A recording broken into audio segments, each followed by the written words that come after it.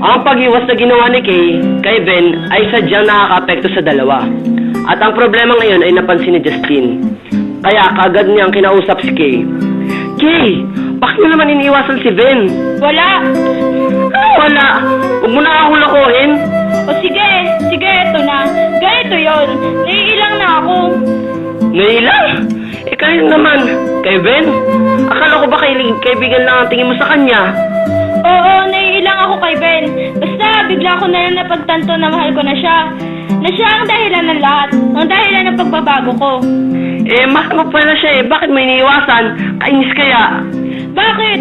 Naawa na naman ako kay Ben. Baka mamaya maulit na naman yung nangyari sa kanya noon. Nalabas na siyang nasaktan dahil sa pag-iwas at pagkawala ng minaman niyang babae. Bukod sa mama niya.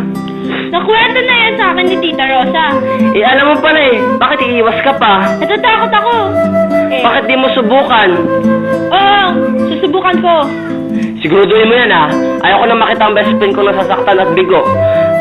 Pagkatapos ng araw na ito, nag-isip uli si Kit sa gagawing action para kausapin si Ben. At muling sumikat ang bagong araw sa kanilang buhay. Handang-handa na si Kay sa pagkakataong ito upang masabi ang kanyang nadarama kay Ben.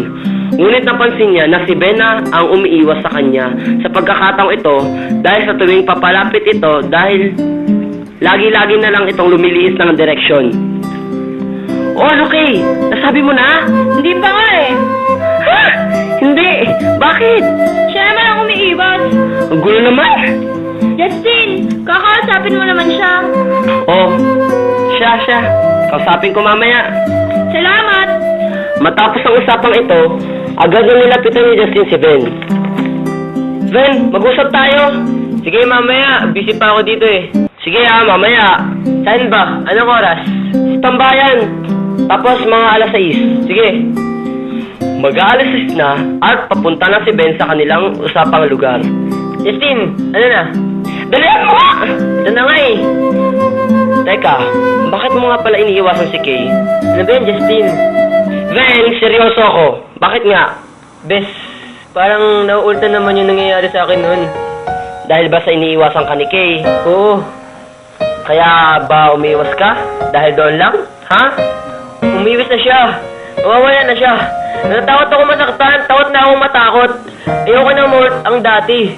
Ano ka ba? Lalo lang mawawala sa'yo kung iiwas at matatakot ka lang. Ben! Matapos marinig ang boss na yun, natulala na si Ben at hinanap si Kay na nasa likod niya. Pasensya na ako, iniiwasan kita. Naiilang ako eh. Pero kung alam mo lang kung gaano mo ako binago. Nang magkakilala tayo, nagsisi ako sa pag-aaksaya ng buhay ko bilang lalaki na dapat ay babae. Noong 5 taon ako, dapat naglalaro ako ng mga manika. Subalit mga baril-barilan ang hinilig ko. Nang 10 taon ako, pinili ko makasama sa mga lalaki na dapat ay makikipagsabay sa mga batang babae sa kanilang pagdadalaga. Tapos, natumutong na ako sa edad na 5 taong gulang. Wala akong ibang ginawa, kundi ang sumabay sa pagpila at panliligaw sa mga babae na dapat mamimili na lang ako sa mga pumipila sa aking mga lalaki. At ngayon, ngayon, kung ano ako, na nasasaktan o maasa dahil yung taong mahal mo na nagpapabago sa'yo, kaibigan mo. Pero kung sakasakaling naging babae na ang puso ko noon, baka higit na magsisi ako dahil di kita makilala at di ka darating sa buhay ko. Ben! Mahal kita! Mahal na mahal kita! Pasensya rin kung pinili kong iwasan ka. Naiwan ka. Dahil akala ko iiwas ka na. Mawawala ka na. Pasensya ulit kung naduwag ako. Natakot. Natakot at naduwag na baka maulit ang mga nangyari noon. Pasensya na kung nauna ang kaba. Nauna ang pangangamba na baka mawala ka na. Sige, mahal kita. Mahal kita nung una pa. Nung una pa lang kitang nakita. At ang kislap ng iyong mga mata. Nung araw na yon, alam ko na yung nadadarama ko. Sige, mahal kita. Mahal na mahal. At agad na silang naglapit sa isa't isa at dahan-dahang hinagkan ang isa't isa.